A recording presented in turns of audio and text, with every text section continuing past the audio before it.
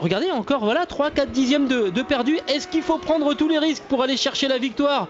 Ou bien est-ce qu'il faut se contenter d'une deuxième place? De toute façon, bon, c'est clair, je veux dire, il ne peut pas aller aussi vite que Marc Marquez. Il le sait, Julian Simon, il se méfie. Tant pis, se contenter d'une deuxième place, c'est évident que la victoire, il arrive. Regardez, il se retourne, il sait qu'il est là, il sait qu'il est juste derrière. Ouais, Julian Simon a sans doute compris que il ne pourrait pas résister à ce diable de Marc Marquez, voilà, qui vient de franchir la ligne avec 1 seconde et 65 millièmes de retard. Il reste 3 tours à parcourir. Comment faire pour tenir face à Marc Marquez quand on a déjà perdu plus d'une huitaine de secondes en quelques boucles? Comment faire pour résister maintenant? Il est au contact, il est là, il vous touche presque. Le temps de le dire, il sera devant peut-être déjà.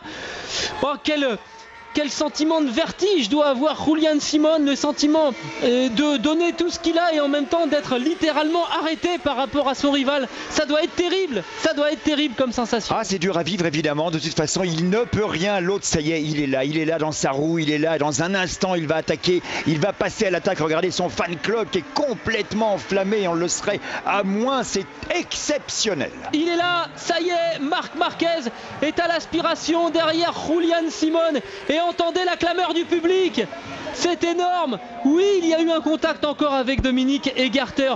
Oui, on l'a dit, il y a eu ce contact avec Simone Corsi qui a fait tomber l'Italien et qui a obligé Marc Marquez à partir de la dernière position sur la grille de départ. Oui, mais il y a un homme qui est capable de faire quelque chose, de faire des courses, de trouver des trajectoires que personne d'autre n'est capable d'emprunter. Un homme qui fait sa dernière course en catégorie Moto 2 avant d'aller en catégorie Rennes.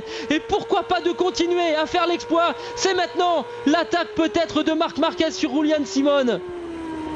Pas encore. Il va la savourer cette attaque, il est en train de la préparer.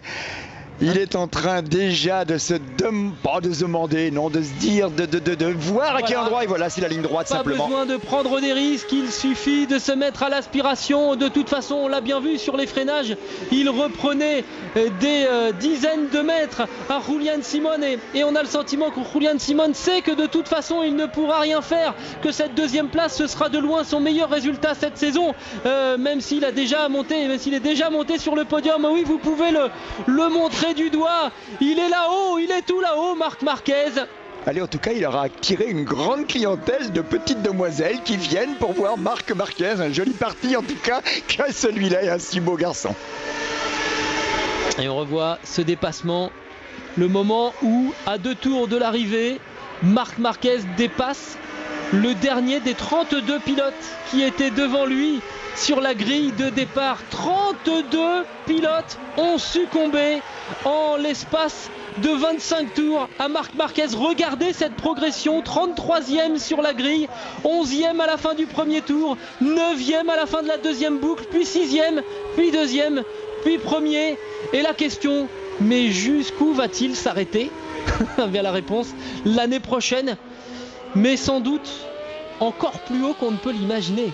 Finalement, on peut tout espérer. On peut tout espérer, on peut tout imaginer maintenant de ce garçon, certainement l'un des plus talentueux de sa génération, le plus talentueux, même si on l'oublie un petit peu aujourd'hui, Espargaro qui a chuté. Est-ce qu'il se